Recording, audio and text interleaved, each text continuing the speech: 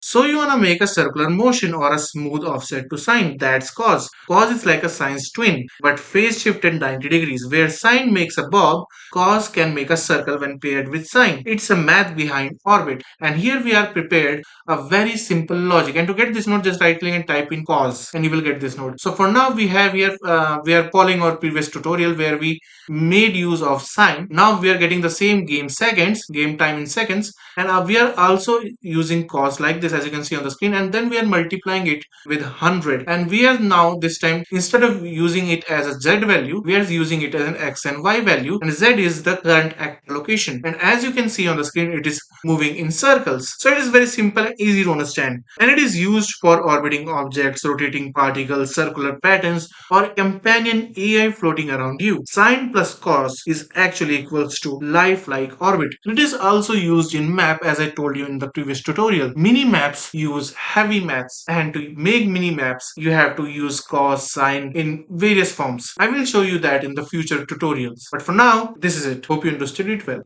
And hey, if you like seeing these nodes in action, check out the game I'm building, Reborn the Evil Being. It's all blueprint under the hood, and the demo is free to play on Steam. Hope that helps, and as always, I hope you have a great day, and I'll see you around.